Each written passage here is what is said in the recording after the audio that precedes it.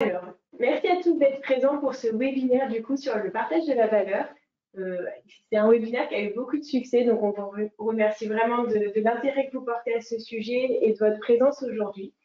Donc aujourd'hui, l'intérêt du webinaire et l'objectif, c'est vraiment d'envisager les dispositifs de partage de la valeur et comprendre l'utilité, comprendre les différentes obligations qu'on va retrouver suite à une nouvelle loi qui est récemment parue, et surtout pouvoir envisager pour vous la meilleure solution, la meilleure option possible selon la taille de votre entreprise, votre structure et le moyen de le mettre en œuvre. Donc aujourd'hui, nous sommes deux pour vous présenter ce webinaire. Donc, je suis Marine Facon, consultante en droit social du coup chez Orcom, et je laisse ma collègue se présenter. Donc, bonjour à tous, moi c'est Sarah Martinez, consultante en droit social. Donc on est toutes les deux, on travaille toutes les deux au service droit social de Orcom, où on est un service de 5 personnes, où d'ordinaire, on travaille plutôt avec vous sur des thématiques, donc en droit social forcément, contrat de travail, procédure de licenciement. On peut vous accompagner également dans le cadre de mise en place d'accords, et notamment donc le sujet qu'on va voir aujourd'hui, les accords d'intéressement, de participation. On peut également vous accompagner dans la mise en place d'une PPV. Et donc, c'est toutes ces choses-là qu'on va pouvoir voir aujourd'hui à travers ce webinaire. Donc, le webinaire dure 1 heure. Théoriquement, on est censé tenir le timing pour qu'à la fin, vous puissiez nous poser toutes vos questions. Donc, les questions se font via le chat que vous avez sur le webinaire. Donc, vous posez vos questions au fur et à mesure qu'elles vous viennent. Et ensuite, à la fin, Sarah et moi, on pourra regarder vos questions et y répondre en live sur la fin du webinaire. Si jamais on était pris par le temps, ne vous inquiétez pas, on va recenser toutes les questions que vous allez nous poser. Et lorsqu'on vous enverra le support, on pourra également vous préparer les réponses aux différentes questions que vous nous aurez posées et qu'on n'aura pas pu répondre, en tout cas aujourd'hui, selon le timing qui nous est donné. Donc, on est parti, donc, comme je vous le disais, pour 1 heure de webinaire. Et pour une facilité de vision pour vous, on va désactiver notre webcam afin que le support apparaisse plus gros pour vous. Et ensuite, lors des questions à la fin, on réactivera notre webcam. Donc, c'est parti. Donc, tout d'abord, ce pourquoi nous sommes aujourd'hui présents pour ce webinaire, c'est l'objectif de cette nouvelle loi partage de la valeur dont vous entendez parler depuis un certain moment. Donc, en fait, l'objectif du législateur sur cette thématique de partage de la valeur, c'est vraiment d'encourager les entreprises à mettre en place des dispositifs de partage de la valeur et a fortiori pour les entreprises de moins de 50. C'est vrai que jusqu'à présent, pour les entreprises de plus de 50 salariés, c'était plutôt très clair. On avait des obligations, notamment avec la conclusion d'un accord de participation. Maintenant, l'idée, c'était vraiment de clarifier les dispositions, l'étendre au plus d'entreprises possible. Et c'est pourquoi, du coup, on a vu dans toute une logique la loi de la partage de la valeur apparaître au 29 novembre 2023. Donc ça, c'est vraiment notre date de commencement de cette nouvelle législation. Donc l'idée, comme je vous disais, c'était vraiment d'associer les salariés aux performances de son entreprise, de permettre une fidélisation des salariés, de booster leur motivation, et tout ça au travers la mise en place d'épargne salariale dans l'entreprise. Donc voici les différents volets, vous l'avez à l'écran de cette nouvelle loi. Donc vous avez une précision sur la modification du régime de la prime de partage de la valeur. Vous avez dans un second volet l'obligation de partager les bénéfices avec les salariés pour les employeurs de plus de 11 salariés. L'aménagement pour les dispositifs de la participation, de l'intéressement et des plans d'épargne. Dans un quatrième volet, la création d'un nouveau dispositif, le plan de partage de la valorisation de l'entreprise. Et enfin, l'assouplissement du régime de l'octroi des actions gratuites. Donc, ce sont tous ces volets qu'on va aujourd'hui vous présenter et vous expliquer et vous démontrer l'impact que ça va avoir dans la mise en place de ces nouveaux dispositifs. Ensuite, suite à la loi de novembre 2023, vous avez eu des décrets qui sont parus. En fait, la loi de novembre 2023 était assez large et on attendait avec impatience les décrets d'application qui nous permettaient justement de pouvoir mieux appréhender ce thème-là du prime de la partage de la valeur. Donc, dans les décrets, on retrouvait différentes explications, différents éclaircissements, notamment le délai et les modalités d'information des salariés et d'affectation de la prime de partage de la valeur, donc qu'on appelle plus communément, vous l'entendez souvent, PPV. Les modalités de mise en œuvre du nouveau dispositif du plan de partage de la valorisation de l'entreprise, donc PPVE, donc ça c'est une nouveauté, à ne pas confondre avec justement la PPV dont on a parlé juste au-dessus. Les modalités de versement des avances en matière d'intéressement et de participation, parce que c'est vrai qu'en réalité, on s'est rendu compte que pas mal d'entreprises faisaient déjà des avances, mais ce n'était pas encadré. Donc là, du coup, le législateur est venu nous dire, OK, vous pouvez faire des avances, mais comment ça se passe? Voici les modalités que vous devez respecter. Ensuite, les décrets nous précisent les nouvelles limites d'abondement unilatéral de l'employeur au plan d'épargne entreprise, la prise en compte du congé paternité et d'accueil de l'enfant pour la répartition de la participation. Ça, c'est très classique. Aujourd'hui, le congé paternité et le congé accueil de l'enfant rentrent d'une manière générale comme le congé maternité dans les calculs. Donc là, on est venu nous le repréciser pour pas qu'on l'oublie. Et enfin, ça vient nous préciser les labels de fonds d'épargne salariale qui peuvent être présentés afin de respecter l'obligation de présenter au moins un fonds labellisé tenant compte de critères extra-financiers. Donc tous ces éléments-là, on va les retrouver également dans notre support d'aujourd'hui. Voici le sommaire. Donc, on va vous présenter dans un premier temps l'épargne salariale en quelques mots, histoire de pouvoir bien redéfinir ce dont on parle. Et ensuite, on va basculer sur les nouvelles obligations en lien avec le partage des bénéfices. On va revoir la revue et l'aménagement des dispositifs existants, la création d'un nouveau dispositif en particulier, et enfin, on terminera par l'assouplissement du régime de l'octroi des actions gratuites. Donc, c'est un programme qui est assez vaste et on a essayé de vous faire quelque chose de très condensé dans cette heure qui nous est pour vous pour faire ce webinaire. L'idée, c'est vraiment que vous puissiez ressortir de ce webinaire avec tous les éléments en tête.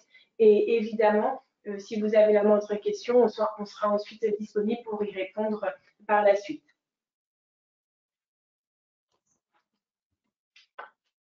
Donc finalement, qu'est-ce que l'épargne salariale? On en parle beaucoup, il existe de nombreux dispositifs et on peut finalement s'y perdre. Donc tout d'abord, pour l'entreprise, on s'est déjà dit au début de cette présentation de webinaire, l'épargne salariale, ça va permettre une réelle motivation des équipes et la fidélisation de nos salariés. Pour le salarié, c'est un réel avantage, ça on en est conscient. Le salarié va se sentir privilégié, intégré dans la vie de l'entreprise et le versement d'une somme d'argent sera toujours plus impactant que tout autre dispositif que vous pourrez mettre en place. L'avantage donc de l'épargne salariale, c'est que ça va permettre au salarié, lui, de se constituer un capital en profitant d'une fiscalité avantageuse, c'est ce qu'on voulait dans cette slide. L'épargne salariale va constituer pour les entreprises un moyen de motivation et de fidélisation des salariés. Donc, on peut se rendre compte que ça convient finalement aux salariés et aux entreprises. C'est quelque chose de donnant-donnant, de gagnant-gagnant sur ce système-là. Les sommes attribuées pourront, au choix du salarié, être directement versées sur le compte du salarié ou alors versées dans l'un des dispositifs d'épargne salariale qui sera potentiellement mis en place dans votre entreprise. Le point sur lequel il faut bien insister et bien comprendre, c'est que l'épargne salariale, ce n'est pas du salaire.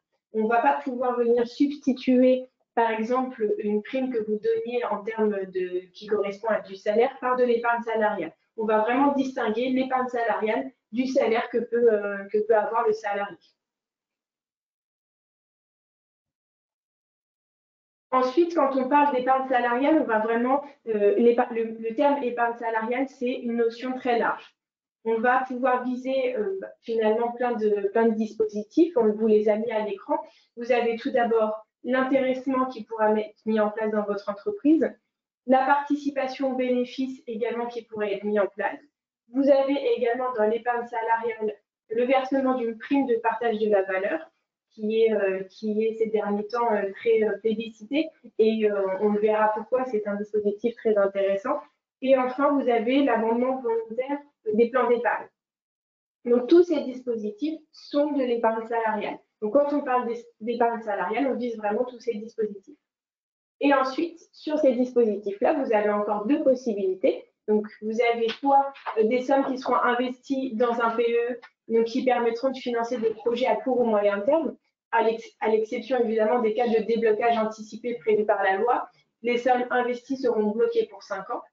Et ensuite, vous aurez les sommes investies sur le PERCO qui permettront de se constituer un complément de revenu en prévision notamment de la retraite, en dehors des cas de déblocage anticipés prévus par la loi. L'épargne est bloquée jusqu'à la retraite. Donc là, on a voulu vous présenter, afin que ce soit beaucoup plus parlant pour vous, on vous a ajouté cette présentation graphique pour que vous puissiez vous rendre compte un petit peu de la proportion finalement de l'épargne salariale en France et son évolution. Donc là, on a des éléments, une étude qui a été publiée par la DAF depuis 2018. Donc vous avez de 2018 à 2022 l'évolution de l'épargne salariale en France. Donc sur cette présentation, vous voyez déjà qu'on a pour les entreprises de moins de 50 salariés, on a une augmentation de 4 points. Donc, on passe de 16% en 2018 du nombre de salariés en France qui avaient l'épargne salariale à 20%. Donc, c'est quand même considérable, une augmentation de 4 points sur ces 4 dernières années. Ça prouve à quel point, finalement, le législateur a eu raison de mettre en place ces dispositifs parce que ça semble correspondre en tout cas aux attentes des entreprises. Et de plus en plus d'entreprises de moins de 50 salariés le mettent en place. S'agissant des plus de 50 salariés, forcément, l'augmentation est moins importante et moins considérable, tout simplement parce qu'il y avait déjà une obligation jusqu'alors de négocier quelque chose. Donc, c'est vrai que c'est moins flagrant. Mais pour les entreprises de plus de 50 salariés, on peut voir que c'est quand même une augmentation très intéressante. Et donc, on vous a mis une petite, sur le côté de la droite, vous avez donc l'explication de l'étude qui a été publiée en juillet 2024. Et on voit qu'aujourd'hui, en termes de montant, on a un montant d'intéressement de participation de plan d'épargne salariale versé par les entreprises d'un montant estimé en environ 26,3 milliards d'euros bruts en 2023. Ce qui montre à quel point, en termes c'est des dispositifs très intéressants, très intéressés et qui plaisent beaucoup aux entreprises. Et toujours en 2022, vous avez un total de 8,9 millions de salariés qui reçoivent une prime d'épargne salariale, avec un nombre en hausse de 6,3% par an sur une année. Et ensuite, les bénéficiaires d'une prime représentent 46,3% des salariés du secteur privé, non agricole on précise, et 87,5% des salariés couverts par au moins un dispositif de l'épargne salariale. Donc, on se rend compte qu'en France, c'est vraiment quelque chose qui est vraiment qui commence à s'implanter réellement. On va avoir énormément d'entreprises qui s'intéressent à ce sujet, énormément de salariés qui en bénéficient déjà, et donc c'est vraiment des dispositifs qui sont mis en place et qui intéressent.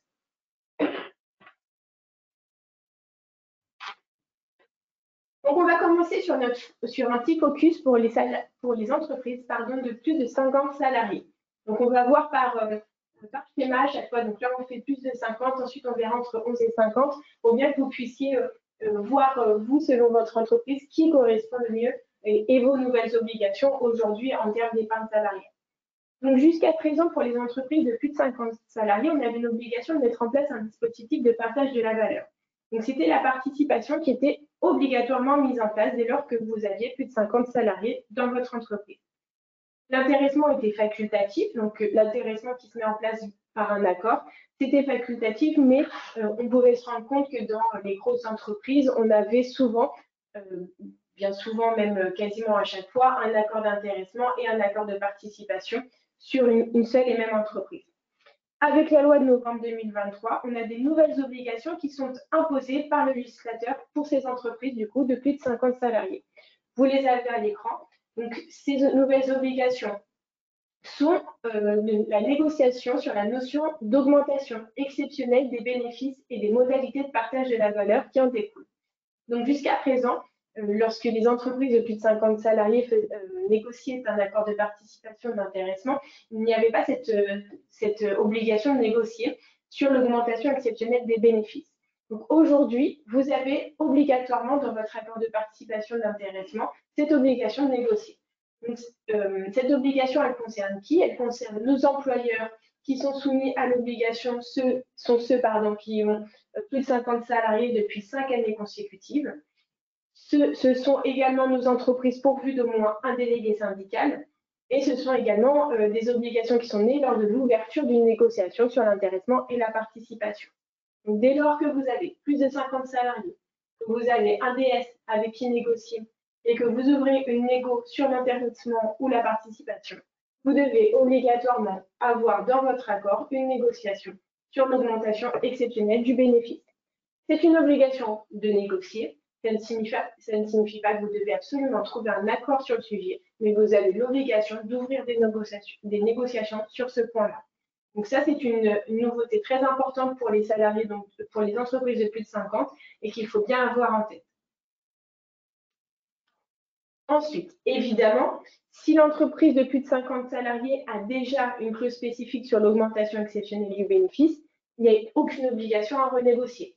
Il aurait fallu être particulièrement visionnaire pour pouvoir l'avoir déjà mis en place, mais c'est tout à fait possible et auquel cas vous n'avez aucune obligation particulière. Vous remplissez déjà la nouvelle obligation par rapport aux accords que vous aviez signés antérieurement. Même si c'est antérieur à la loi, dès lors que vous remplissez l'obligation, on n'a pas de souci, vous n'avez pas besoin de renégocier. Également, ne sont pas couvertes par cette obligation de renégociation des entreprises bénéficiant du report de 3 ans pour les entreprises déjà couvertes par un accord d'intéressement. Donc ça nous est également précisé. Donc vous avez en gros ces entreprises-là qui ne seront pas couvertes par l'obligation de négocier. Et également, on vous a fait un petit focus, une petite attention. Si vous êtes une entreprise qui est déjà dotée d'un accord de participation ou qui ne dégage pas un bénéfice suffisant pour calculer une réserve spéciale de participation, vous devrez quand même négocier sur la définition de l'augmentation exceptionnelle du bénéfice. Quoi qu'il arrive, il faudra négocier sur cette définition-là. C'est très important de l'avoir en tête, même si vous avez déjà l'accord de participation, même si vous n'avez pas de bénéfice, ça ne vous exonère pas de ne pas négocier sur la définition de l'augmentation exceptionnelle du bénéfice. Donc maintenant, on passe aux obligations pour les entreprises. Excusez-moi, je me suis un petit peu avancée. Donc, lorsqu'une négociation sur la définition de l'augmentation exceptionnelle du bénéfice est engagée, les parties doivent préciser les modalités de partage de la valeur ou renvoyer ce point à une négociation ultérieure. Auquel cas, elles ne sont pas tenues d'identifier préalablement le dispositif envisagé. Donc, l'obligation de négocier est-elle récurrente ? Sauf si vous en avez la volonté, sauf volonté des parties de modifier le dispositif. Lorsque les négociations ont abouti, il n'y a pas lieu de renégocier. Une fois que vous avez négocié sur votre point, sur votre nouvelle obligation, vous n'avez pas d'obligation de renégocier tous les ans ou tous les trimestres, ce n'est pas nécessaire. On négocie une fois et on n'en parle plus. Avec qui je dois négocier ? Donc, les DS, vos délégués syndicaux, ne vont pas forcément être les négociateurs avec qui vous devez négocier. Par contre, il faut rester cohérent. Si vous avez signé des accords d'intéressement et de participation avec vos délégués syndicaux, ce sera bien avec eux en priorité qu'il faudra négocier. En revanche, vous avez également la possibilité de négocier avec des salariés qui sont mandatés, avec votre CSE ou encore par référendum. Ce sont des possibilités lorsque justement vous n'avez pas de DS dans votre entreprise. Et ensuite, à quel niveau négocier ? Finalement, c'est vrai qu'on se dit, moi je suis une entreprise, mais peut-être que j'ai plusieurs établissements, peut-être que je viens d'un groupe ou d'un intra-groupe. Donc, comment est-ce que je fais et à quel niveau je dois négocier ?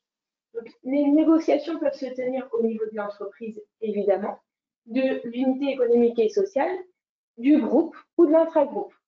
Toutefois, si le dispositif a été conclu au niveau du groupe, évidemment, votre définition devra donc se baser au niveau du groupe. Parce que du coup, il faut que ça reste cohérent là aussi. Si je négocie niveau groupe, ma définition devra s'apparenter au groupe. Si je négocie au niveau de mon entreprise, la nouvelle définition des bénéfices exceptionnels devra se focaliser du coup sur mon entreprise. Tout ça est toujours en cohérence. Si je négocie sur mon groupe, je dois directement donner des définitions qui sont liées au groupe. Auquel cas, il peut être choisi de renvoyer la négociation au niveau de chaque entreprise. Donc ça, c'est si vous êtes dans le cas où vous êtes un groupe et que vous souhaitez différencier par entreprise. C'est également possible. Dans ce cadre-là, il faudra bien négocier sur chaque entreprise.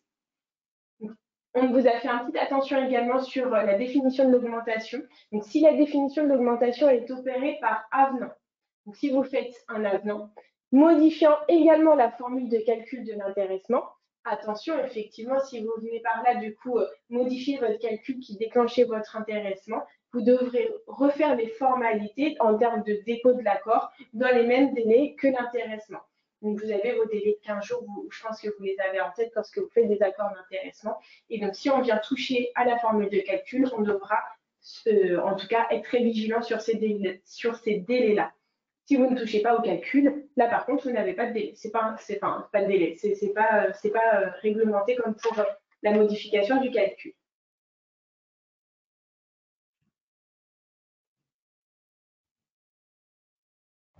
Ensuite, on a essayé de vous aider dans le sens comment définir l'augmentation exceptionnelle du bénéfice. C'est vrai qu'on en parle depuis tout à l'heure, ça fait 5 minutes que je suis en train de vous expliquer qu'il faut le définir, mais finalement, comment est-ce qu'on doit faire pour le définir?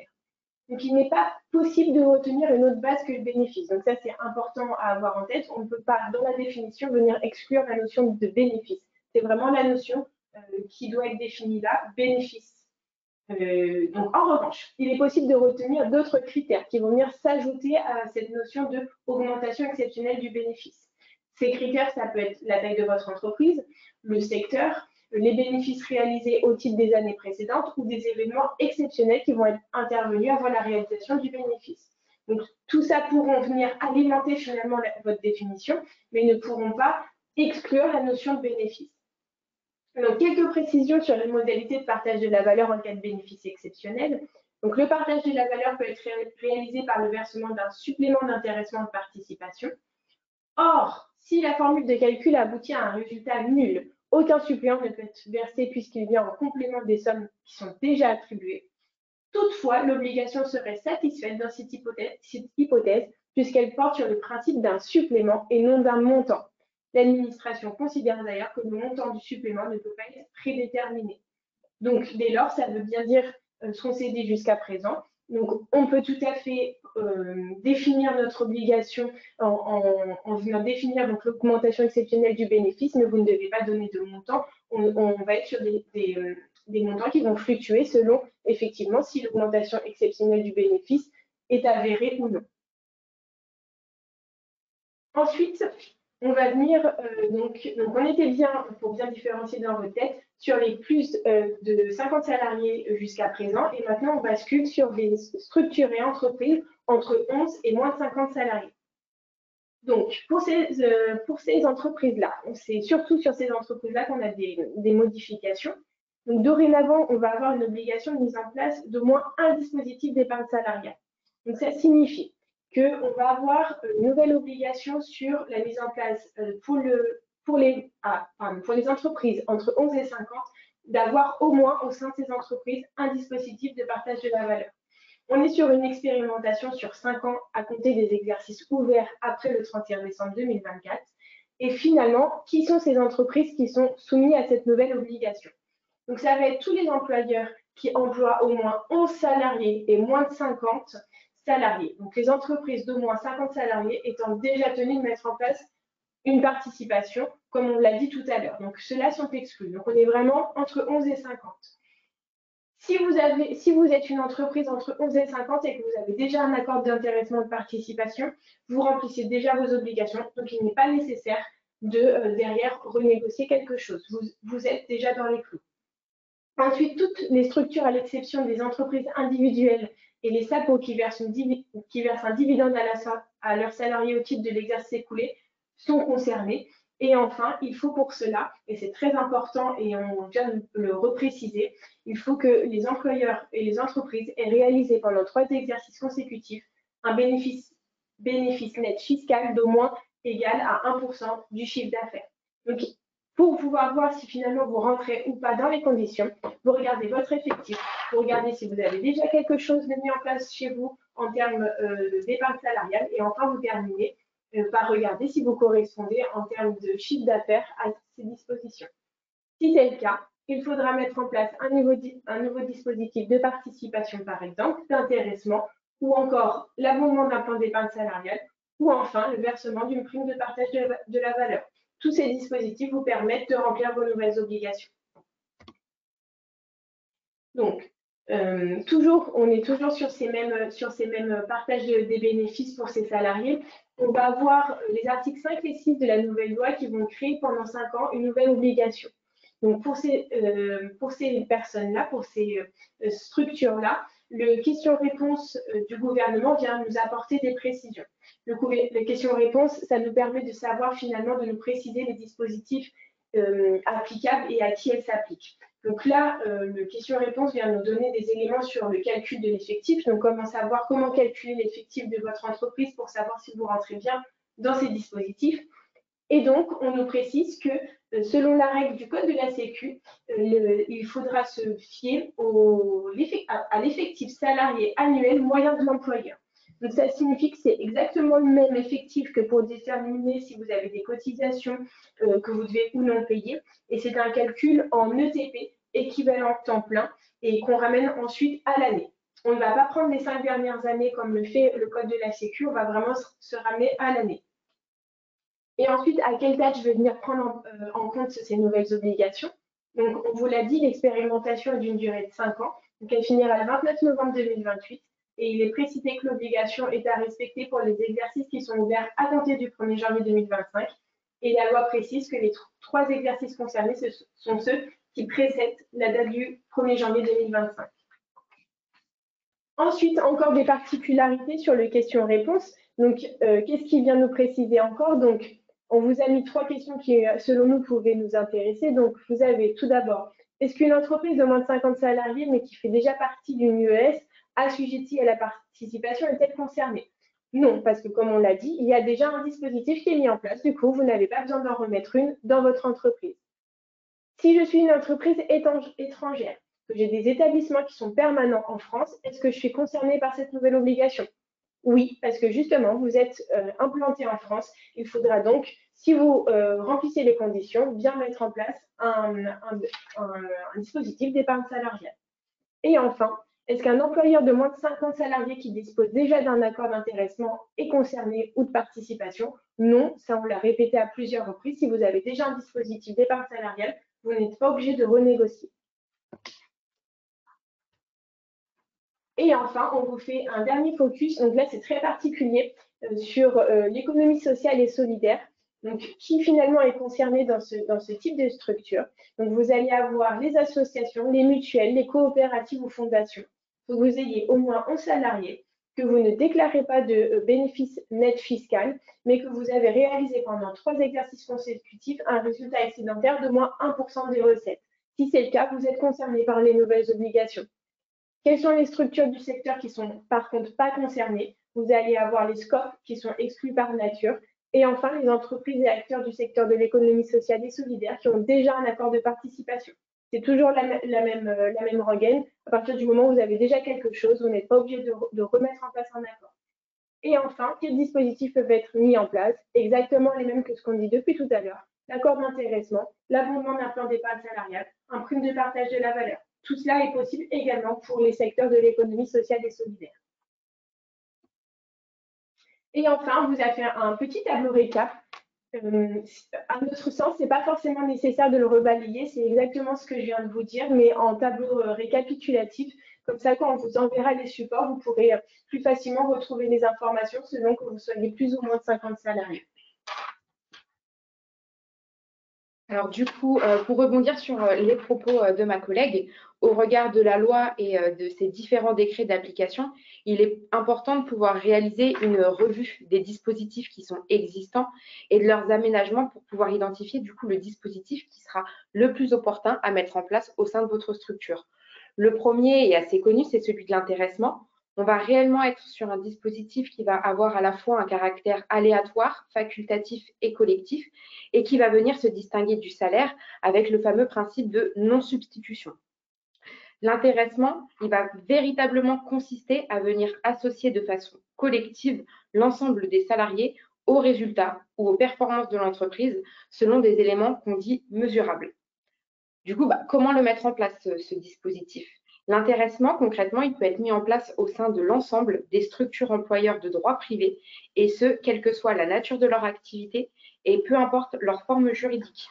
On peut également rajouter des conditions à ce dispositif d'intéressement, par exemple une ancienneté minimale qui peut être exigée sans pour autant pouvoir excéder une durée de 3 mois. Également, dans les structures de moins de 250 salariés et qui emploient à minima un salarié au sens du Code du travail, l'employeur, au même titre que les salariés, va pouvoir bénéficier de ce dispositif d'intéressement. Du coup, le mode de mise en place de cet accord d'intéressement, il va véritablement venir dépendre à la fois des effectifs de l'employeur et de l'existence ou non de représentants du personnel. L'essentiel, c'est de se dire comment est-ce qu'on peut venir conclure ce dispositif d'intéressement. Principalement, ça va être par voie d'accord collectif, soit négocié avec les membres du comité social et économique en cas de présence, soit en cas d'absence de comité social et économique. Ce sera avec les collaborateurs, donc par ratification à la majorité des 2/3 du personnel. Attention toutefois, en cas de conclusion d'un accord sur ce dispositif, il faudra être vigilant sur le fait d'être à jour en termes d'obligations en matière d'élection, comité social et économique. C'est une condition très importante pour que votre dispositif soit valablement mis en place. À titre très exceptionnel, l'intéressement, il peut également être mis en place par décision unilatérale de l'employeur, uniquement pour les structures de moins de 50 salariés qui ne sont pas couvertes par un accord de branche agréé. On a également d'autres conditions qui viennent se rajouter, donc on est déjà sur une mise en place un peu plus complexe par voie de décision unilatérale. Dans tous les cas, l'accord il va pouvoir être conclu sur une période qui sera comprise entre 1 an et 5 ans. Et dans tous les cas, il va devoir être signé au plus tard le premier jour du 7e mois qui suit le début de l'exercice.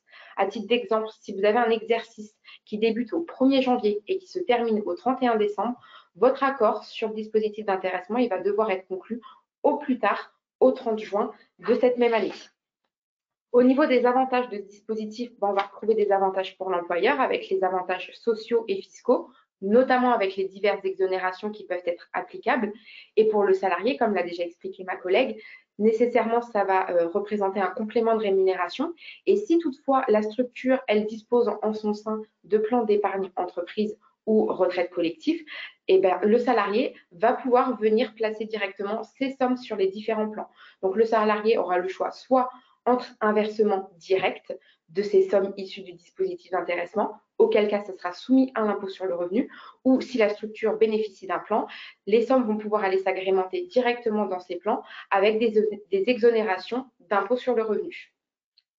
Globalement aussi, le contenu d'un accord d'intéressement, on va retrouver les mêmes clauses que tout type d'accord classique, mais aussi on va avoir des clauses assez spécifiques, notamment la période pour laquelle l'accord va être conclu, les établissements concernés, la formule de calcul qui est très importante, les modalités d'information des bénéficiaires ou encore, et très important également, les différents critères de répartition, c'est-à-dire les sommes vont-elles être versées sur un montant uniforme, proportionnel au salaire ou encore proportionnel à la durée de présence. Tout ça, ce sont des éléments pour lesquels il faut avoir une assez grande vigilance.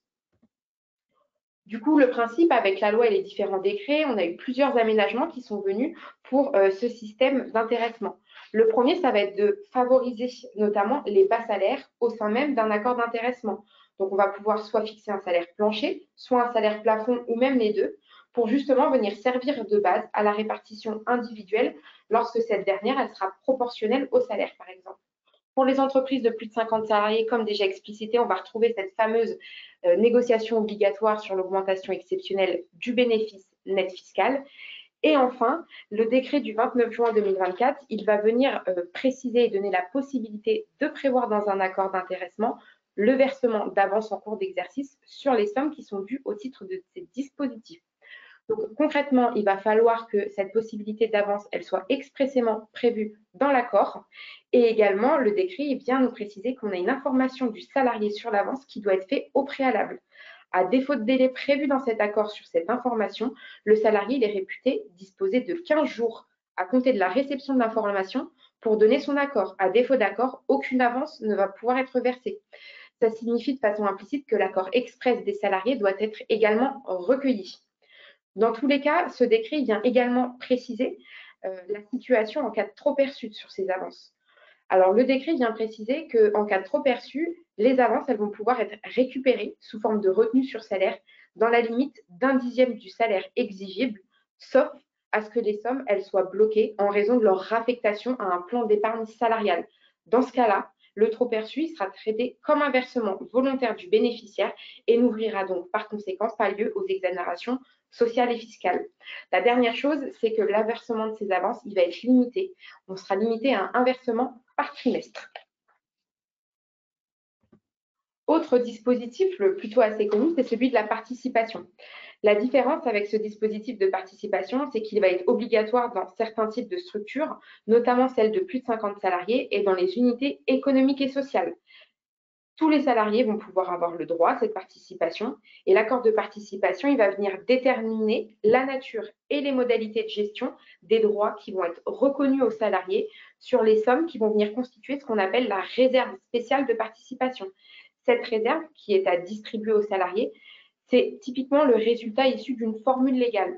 Donc, pour les structures de plus de 50 salariés, il y aura possibilité de déroger à cette formule légale, mais uniquement de façon plus favorable. En revanche, pour les structures de moins de 50 salariés, comme expliqué précédemment, il sera possible de venir y déroger de façon défavorable.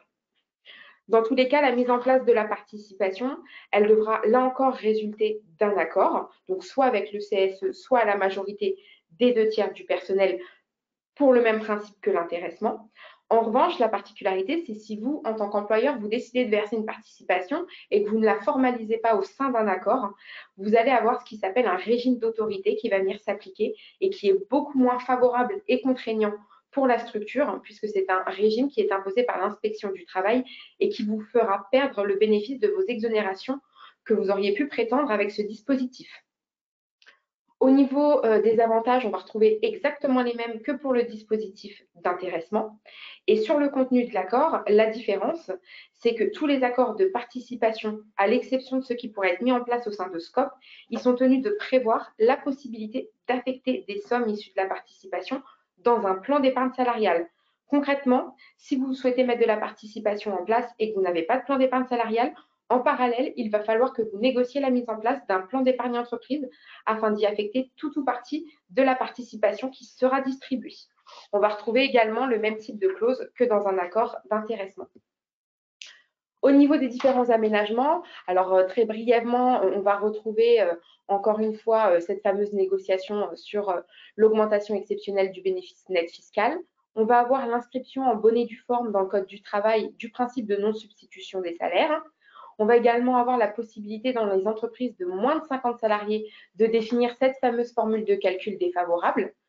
Également, on va avoir la possibilité de prévoir dans un accord de participation le versement d'avance en cours d'exercice sur les sommes qui sont dues. Donc, pour le coup, exactement dans les mêmes conditions que pour l'intéressement. La prise en compte du congé paternité et également la fin du report de 3 ans pour l'obligation de mise en place d'un accord de participation en présence d'un accord, notamment d'intéressement. Et puis également, dernière nouveauté, il y aura une obligation de recalcul de la participation en cas de rectification par l'administration ou par le juge de l'impôt des résultats de l'employeur. Autre également dispositif du coup en pleine effervescence, c'est celui de la prime partage de la valeur. Donc pour recontextualiser, anciennement, c'est ce qu'on appelait la prime Macron et fort de son succès, ce dispositif, il a été renouvelé à plusieurs reprises avant de venir être consacré en tant qu'un réel dispositif d'épargne salariale par la loi partage de la valeur.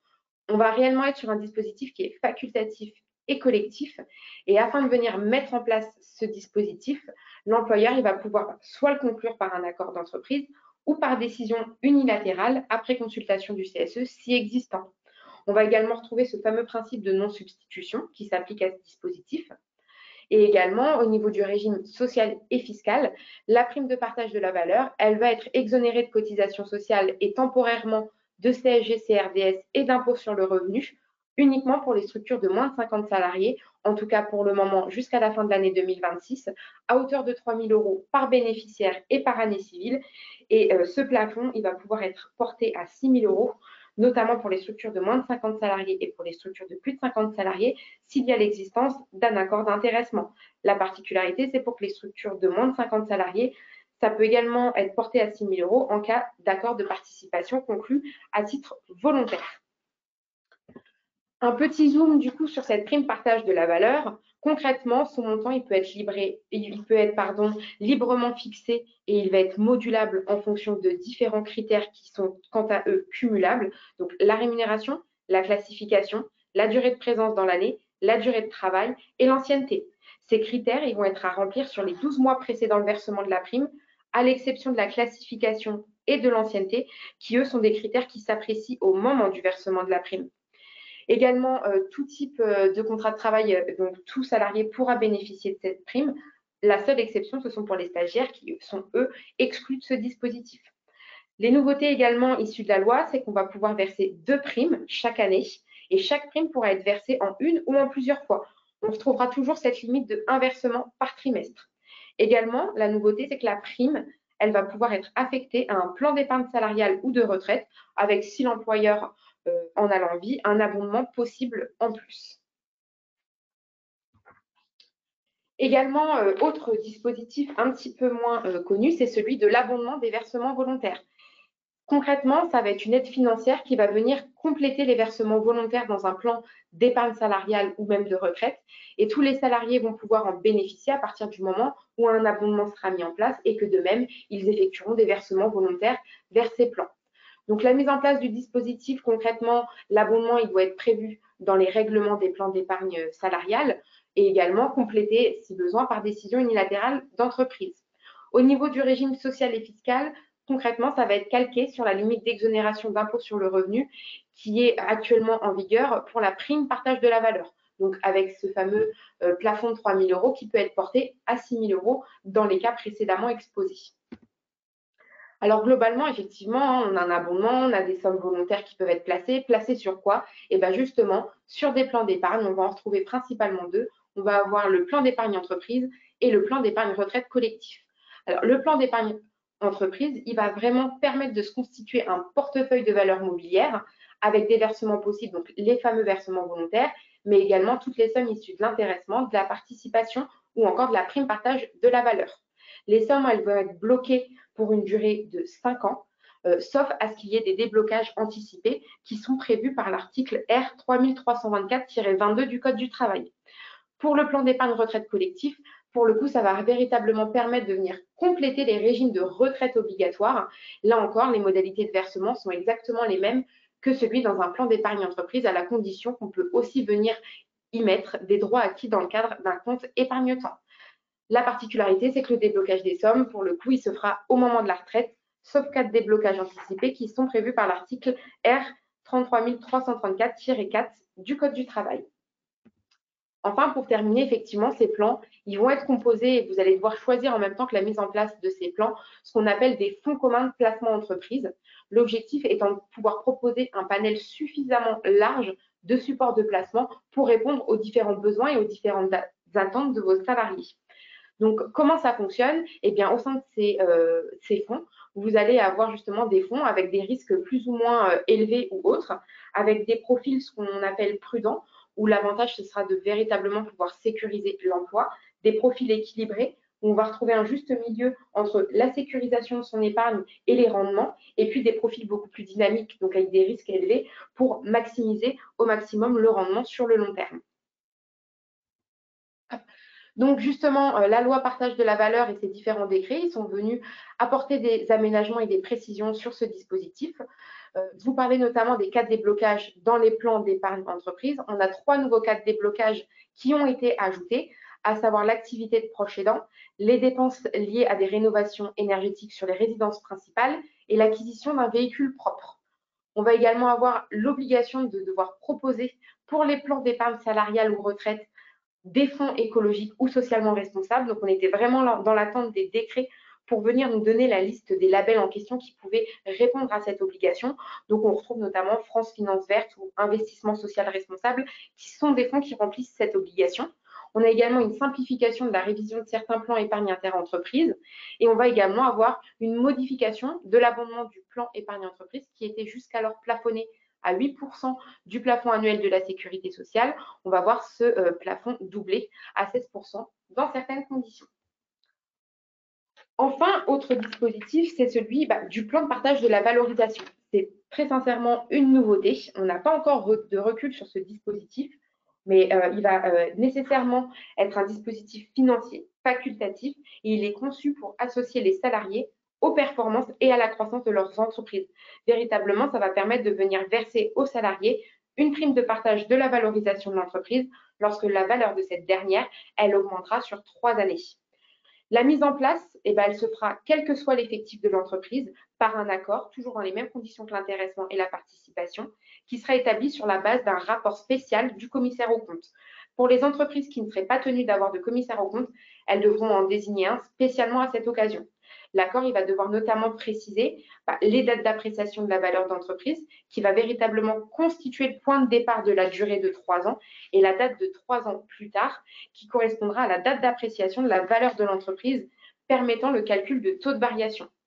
Du coup, justement, comment est-ce qu'il va être calculé, ce montant? Il va être calculé en application du taux de variation au montant de référence, uniquement lorsque ce taux sera positif, puisque si le taux de variation est nul ou négatif, on n'a aucune prime liée au plan de partage de la valorisation qui pourra être versée. On va retrouver aussi ce principe de non-substitution, et le montant de la prime de valorisation de l'entreprise distribuée à un salarié ne pourra en aucun cas excéder les 3/4 du plafond annuel de la sécurité sociale. Au niveau du régime social et fiscal, donc ce fameux plan de partage de la valorisation, il va être exonéré de cotisations sociales, donc salariales et patronales, ainsi que du forfait social. En revanche, il va être soumis à tout ce qui est CSG, CRDS et à une contribution spécifique de 20% au profit de la Caisse nationale d'assurance vieillesse. Au niveau du régime fiscal, pour le coup, ce plan il sera exonéré d'impôt sur le revenu sous certaines conditions. Donc, globalement, on va être sur un dispositif facultatif, collectif. Tous les salariés qui vont bénéficier d'au moins 1 an d'ancienneté vont pouvoir bénéficier de ce dispositif. Bien évidemment, il y aura une possibilité de diminuer cette exigence d'ancienneté au moment de la négociation de l'accord.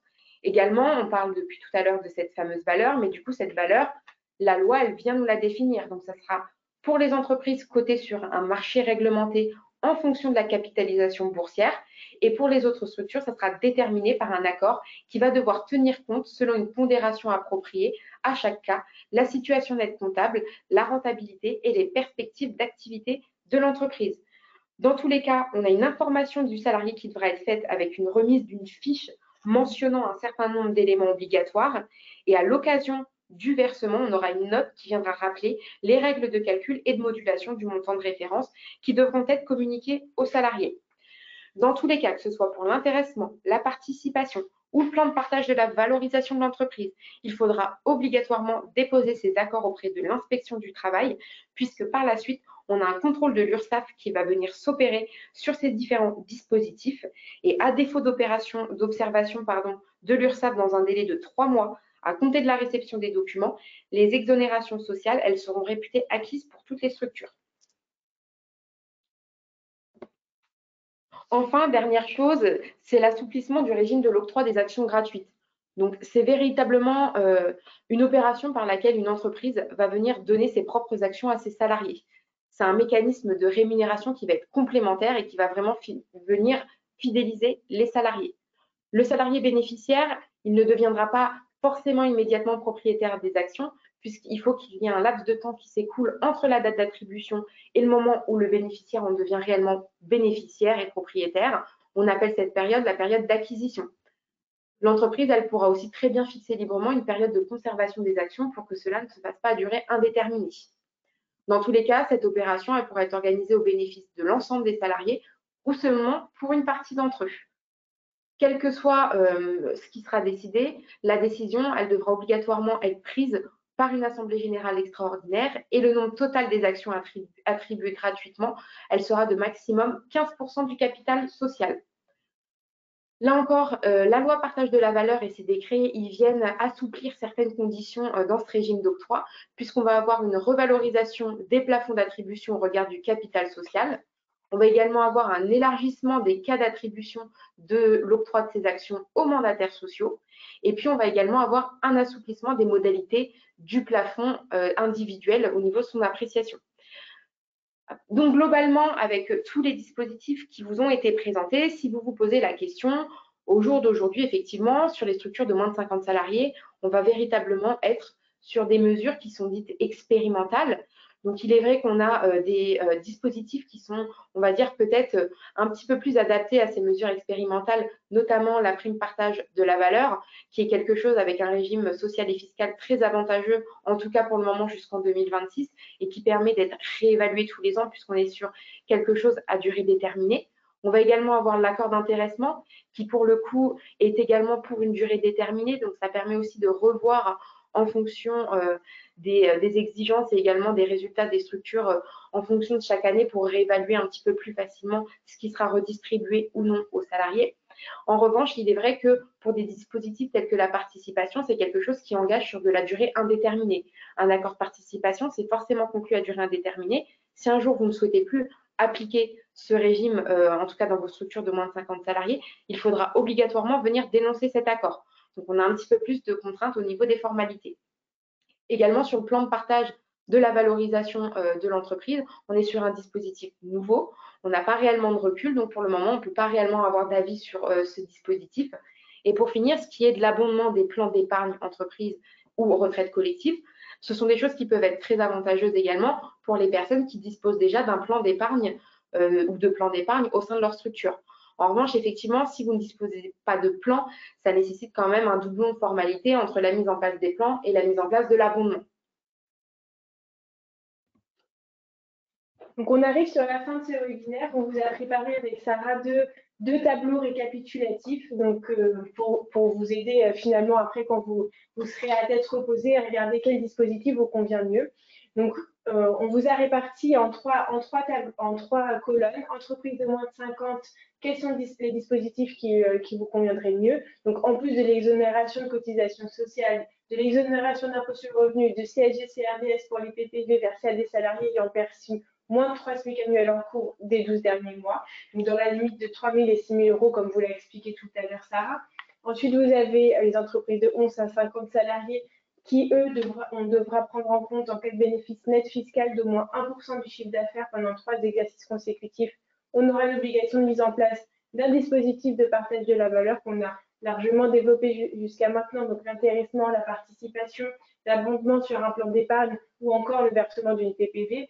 Et la même chose pour les associations, fondations, coopératives mutuelles d'au moins 11 salariés ne déclarant pas de bénéfices. Vous avez différents temps d'application selon la case dans laquelle vous rentrez. Donc, si vous êtes sur moins de 50 salariés, on sera sur des dispositifs d'application au 1er janvier 2024 jusqu'au 31 décembre 2026. Et pour les autres, du 1er janvier 2025 au 29 novembre 2028. Et enfin, on vous a rappelé le calcul de l'effectif parce que selon la catégorie dans laquelle vous rentrez, le calcul ne sera pas le même. Et enfin, dernier point récap, concernant les modalités de mise en œuvre du dispositif de partage de la valeur, est-ce que les dispositifs de partage de la valeur peuvent être mis en place unilatéralement? On l'a vu ensemble tout au long de ce webinaire que oui. Après, vous avez évidemment des accords mis en place qui ne pourront pas l'être, notamment comme l'accord de participation où il faudra forcément un accord. En revanche, vous avez le meilleur exemple, ça reste la PPV qui pourra tout à fait être mis en place de manière unilatérale. Vous avez une question-réponse qui nous rappelle que la réglementation applicable s'agissant de la mise en place d'un dispositif de participation et s'agissant d'intéressement, ce sont bien deux régimes dérogatoires de mise en place. Donc, on pourra tout à fait mettre en place de manière unilatérale ces dispositifs. Et enfin, concernant le versement d'une prime de partage de la valeur, cette dernière pourra faire l'objet d'une décision unilatérale sans conditions spécifiques. Donc, on va bien différencier participation et intéressement qui ont leurs propres règles avec la PPV. Ensuite, le dispositif mis en place doit-il obligatoirement générer une prime positive? Non, ça aussi, on vous l'a rappelé tout au long de ce webinaire. C'est vraiment un calcul que vous allez mettre en place, une formule mise en place, mais vous ne devez pas forcément générer une prime positive. Si ça génère du négatif, ça voudra dire qu'il n'y aura juste pas de versement et qu'on sera à zéro. Enfin, en cas de versement d'une PPV, est-ce que cette dernière pourra être réservée aux salariés percevant moins de 3 SMIC? Oui, vous avez tout à fait cette possibilité de réserver votre PPV, votre prime de partage de la valeur, uniquement à ces salariés-là qui perçoivent moins de 3 SMIC par an. Donc, on en a terminé sur ce webinaire. On va réactiver la caméra pour que vous puissiez nous voir. Donc voilà, vous êtes censé pouvoir nous revoir. Donc on a essayé en tout cas avec Sarah de vous présenter pendant cette heure tous les dispositifs qui pouvaient s'opérer au sein des différentes entreprises selon votre nombre de salariés, selon votre structure, ce qui pouvait sembler être le plus adapté à votre situation particulière. Donc on va pouvoir répondre à des questions. Désolée, il nous reste que quelques minutes pour le faire, mais on va pouvoir les sélectionner. Alors, oui, bien sûr, je vais vous les lire à voix haute, comme ça vous pouvez en prendre connaissance. Donc, j'ai une question. lorsqu'on dit plus de 11 salariés, doit-on comprendre que l'obligation commence au 12e employé? Oui, effectivement, quand on dit plus de 11, ça signifie qu'il faut effectivement plus de 11 salariés. Donc, on va pouvoir commencer à avoir une obligation lorsqu'on va faire le 12e employé. N'oubliez pas qu'il y a des dispositifs particuliers pour le calcul de l'effectif. Par contre, donc il faudra bien se référer au calcul dont on vous a parlé tout à l'heure en équivalent temps plein pour pouvoir regarder si vous êtes au 12e salarié du coup, mais avec ce calcul-là. Alors, ensuite, excusez-moi, parce qu'apparemment vous n'aviez plus de son, il semblerait à un moment donné. J'espère que c'est revenu rapidement. On a eu un petit commentaire. Alors, nous avons une question relative. Excusez-moi, j'essaye de faire un peu le tri pour que ça intéresse. Alors, la PPV concerne-t-elle aussi les alternants? Alors, pour répondre à votre question, oui, la prime partage de la valeur, elle concerne également les alternants et également les intérimaires. Il n'y a réellement que les stagiaires qui vont être exclus de la prime partage de la valeur. Alors après, effectivement, comme je vous disais, il y a des critères modulables. Donc, en fonction, si vous voulez donner, par exemple, moins d'argent à un alternant et plus à d'autres personnes, il s'agira de venir jongler justement avec les fameux critères, notamment la durée de présence effective ou encore la classification pour venir temporiser avec des montants différents en fonction des différents statuts et classifications de vos salariés. Donc, apparemment, cette question a été souvent posée, c'est quelque chose qui vous préoccupe. Donc, voilà, Sarah vient de vous apporter la réponse.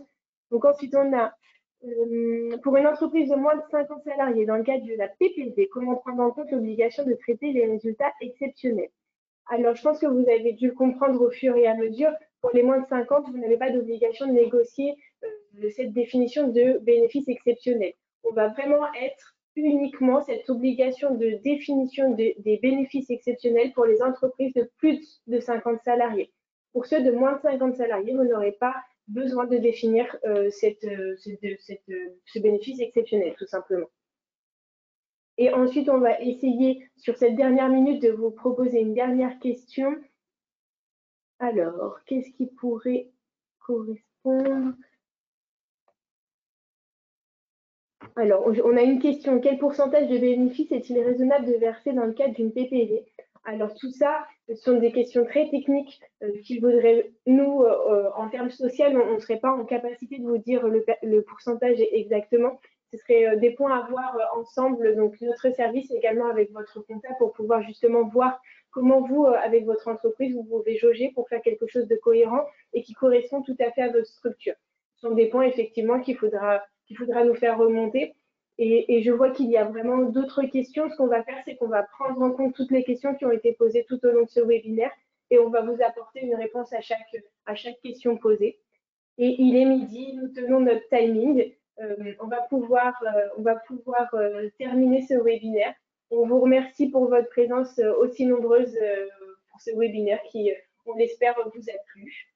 Merci beaucoup en tout cas pour votre écoute attentive et on ne manquera pas de revenir vers vous avec des réponses éclairées et précises pour que justement ce sujet n'ait plus aucun secret pour vous. Exactement. Passez une très belle journée puis on vous dit à bientôt. Merci beaucoup. Au revoir. Au revoir.